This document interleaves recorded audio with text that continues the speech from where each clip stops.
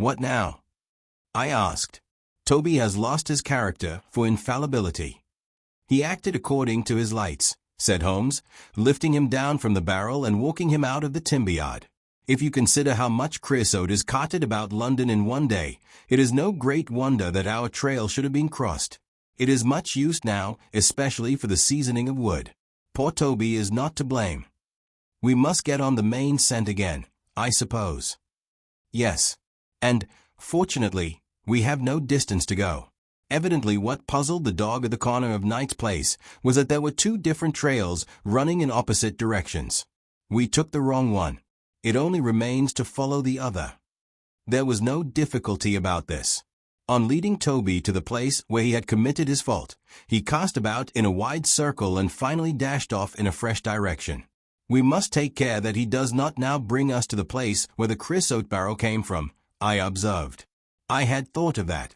But you notice that he keeps on the pavement, whereas the barrel passed down the roadway. No, we are on the true scent now. It tended down towards the riverside, running through Belmont Place and Prince's Street.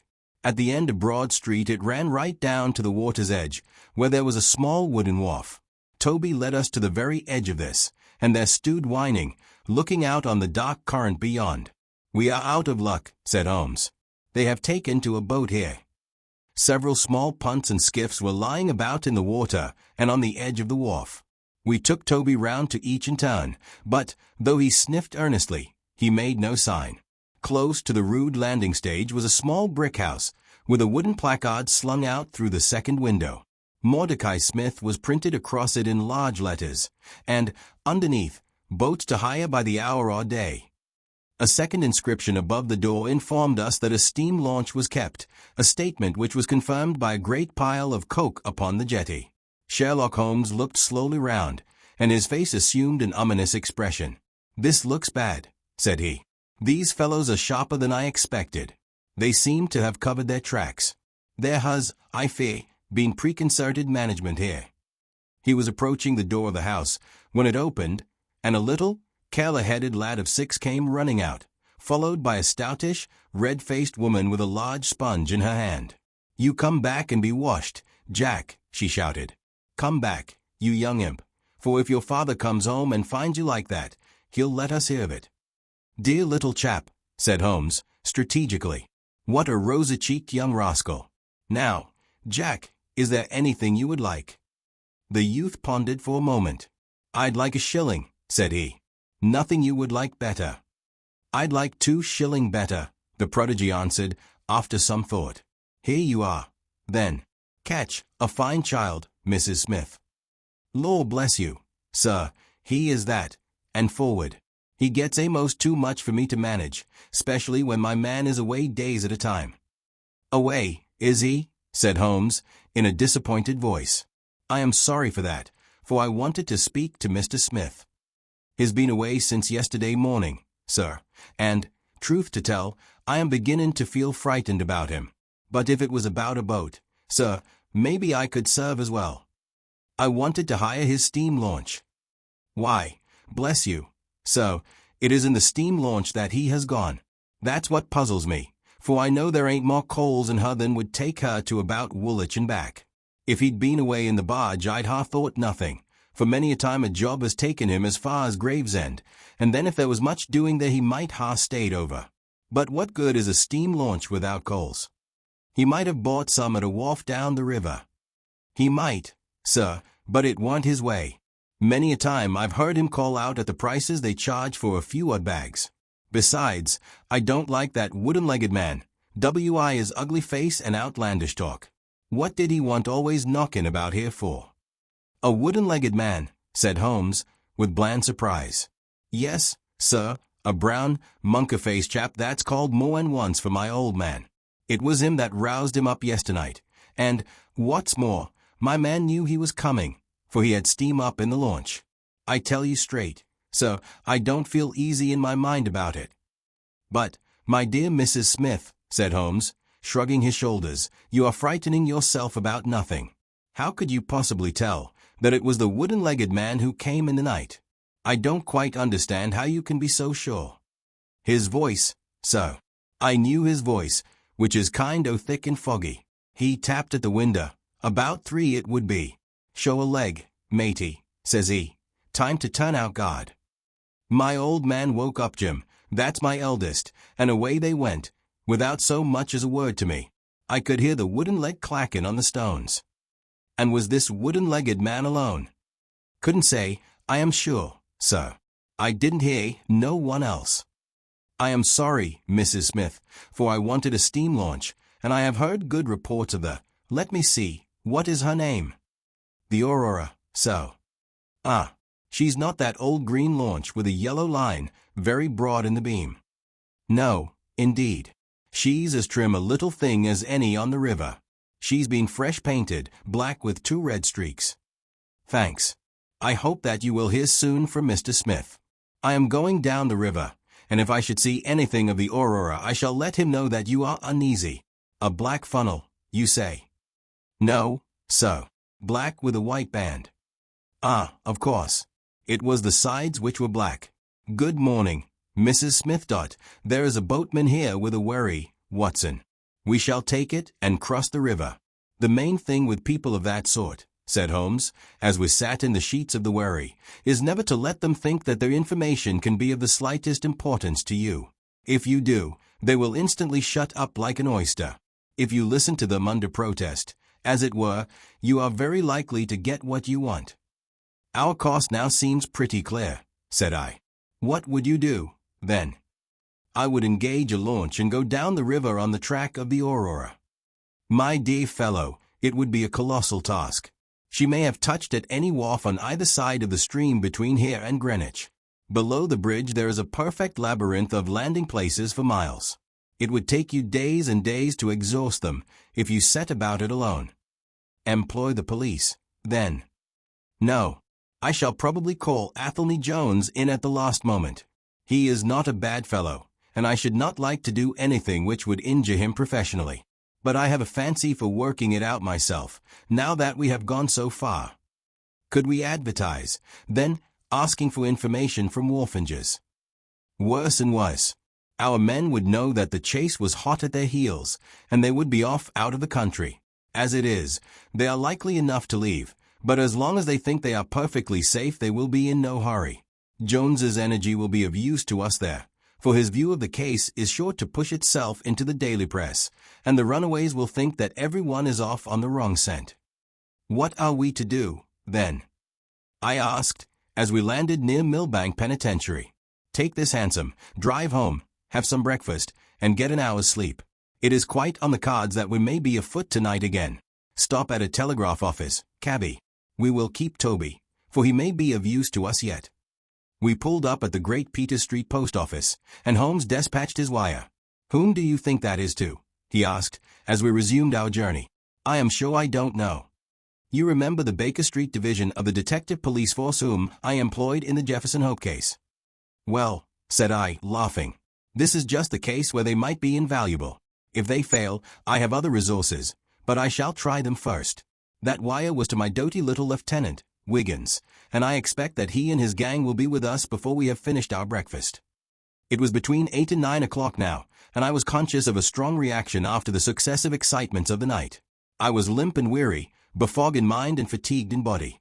I had not the professional enthusiasm which carried my companion on, nor could I look at the matter as a mere abstract intellectual problem. As far as the death of Bartholomew Sholto went, I had heard little good of him, and could feel no intense antipathy to his murderers. The treasure, however, was a different matter. That, or part of it, belonged rightfully to Miss Morstan. While there was a chance of recovering it, I was ready to devote my life to the one object. True, if I found it, it would probably put her forever beyond my reach. Yet it would be a petty and selfish love which would be influenced by such a thought as that. If Holmes could work to find the criminals, I had a tenfold stronger reason to urge me on to find the treasure. A bath at Baker Street, and a complete change freshened me up wonderfully. When I came down to our room, I found the breakfast laid and Holmes pouring out the coffee. Here it is, said he, laughing, and pointing to an open newspaper. The energetic Jones and the ubiquitous reporter have fixed it up between them. But you have had enough of the case. Better have your ham and eggs first. I took the paper from him and read the short notice, which was headed Mysterious Business at Upper Norwood. About 12 o'clock last night, said the Standard, Mr. Bartholomew Sholto, of Pondicherry Lodge, Upper Norwood, was found dead in his room under circumstances which point to foul play. As far as we can learn, no actual traces of violence were found upon Mr. Sholto's person, but a valuable collection of Indian gems which the deceased gentleman had inherited from his father has been carried off. The discovery was first made by Mr. Sherlock Holmes and Dr. Watson, who had called at the house with Mr. Thaddeus Sholto, brother of the deceased. By a singular piece of good fortune, Mr. Athelney Jones, the well-known member of the detective police force, happened to be at the Norwood police station, and was on the ground within half an hour of the first alarm. His trained and experienced faculties were at once directed towards the detection of the criminals, with the gratifying result that the brother, Thaddeus Sholto, has already been arrested, together with the housekeeper, Mrs. Burnstone, an Indian butler named Lal Ao, and a porter, or gatekeeper, named McMurdo. It is quite certain that the thief or thieves were well acquainted with the house, for Mr. Jones's well-known technical knowledge and his powers of minute observation have enabled him to prove conclusively that the miscreants could not have entered by the door or by the window, but must have made their way across the roof of the building, and so through a trapdoor into a room which communicated with that in which the body was found. This fact, which has been very clearly made out, proves conclusively that it was no mere haphazard burglary. The prompt and energetic action of the officers of the law shows the great advantage of the presence on such occasions of a single vigorous and masterful mind. We cannot but think that it supplies an argument to those who would wish to see our detectives more decentralized, and so brought into closer and more effective touch with the cases which it is their duty to investigate. "Isn't it gorgeous?" said Holmes, grinning over his coffee cup. "What do you think of it?"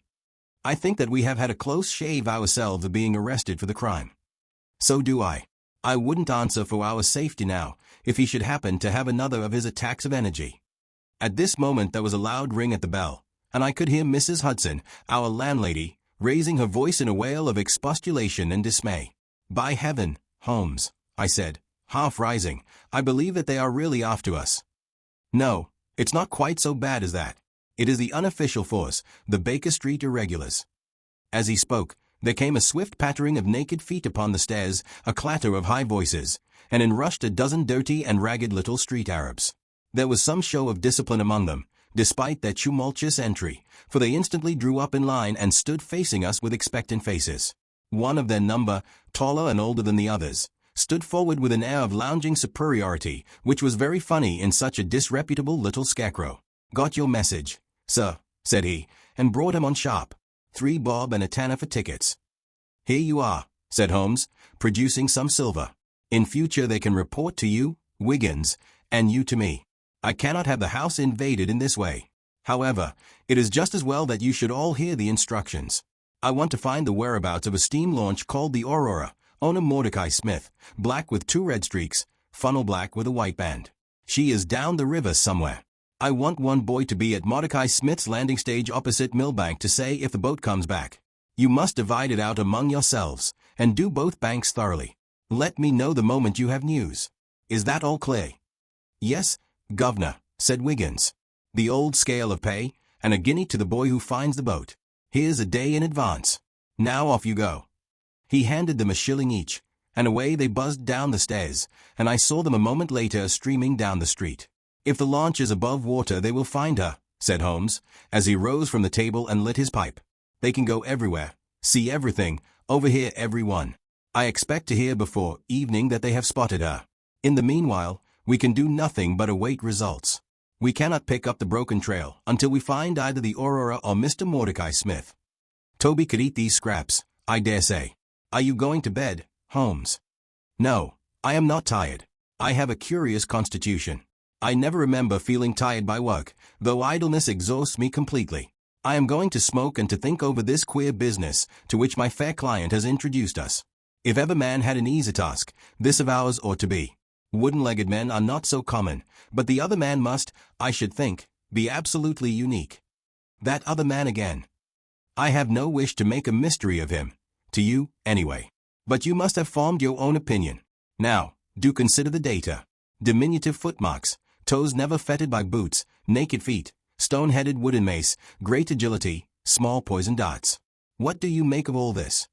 "A savage," I exclaimed. "Perhaps one of those Indians who were the associates of Jonathan Small." "Hardly that," said he. When first I saw signs of strange weapons, I was inclined to think so, but the remarkable character of the footmarks caused me to reconsider my views. Some of the inhabitants of the Indian peninsula are small men, but none could have left such marks as that. The Hindu proper has long and thin feet. The sandal-wearing Mohammedan has the great toe well separated from the others, because the thong is commonly passed between. These little dots, too, could only be shot in one way. They are from a blowpipe. Now, then, where are we to find our savage? South American, I hazarded. He stretched his hand up and took down a bulky volume from the shelf. This is the first volume of a gazetteer which is now being published. It may be looked upon as the very latest authority. What have we here? Andaman Islands, situated 340 miles to the north of Sumatra, in the Bay of Bengal. What's all this? Moist climate, coral reefs, sharks, Port Blair, convict barracks, Rutland Island, cottonwoods.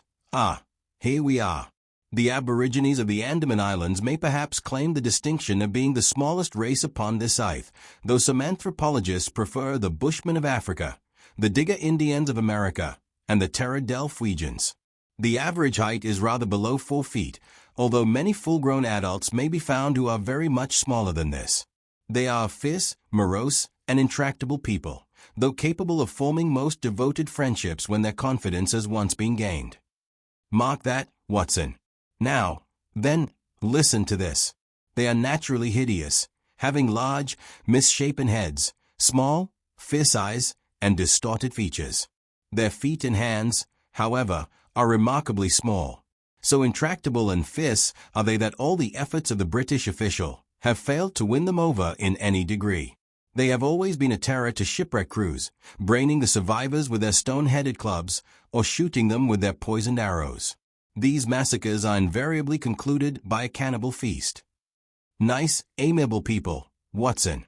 If this fellow had been left to his own unaided devices, this affair might have taken an even more ghastly turn. I fancy that, even as it is, Jonathan Small would give a good deal not to have employed him. But how came he to have so singular a companion? Ah, that is more than I can tell. Since, however, we had already determined that Small had come from the Andamans, it is not so very wonderful that this islander should be with him. No doubt we shall know all about it in time. Look here, Watson, you look regularly done. Lie down there on the sofa, and see if I can put you to sleep. He took up his violin from the corner, and as I stretched myself out he began to play some low, dreamy melodies, his own, no doubt, for he had a remarkable gift for improvisation. I have a vague remembrance of his gaunt limbs, his earnest face, and the rise and fall of his bow. Then I seemed to be floated peacefully away upon a soft sea of sound, until I found myself in dreamland, with the sweet face of Mary Morstan looking down upon me.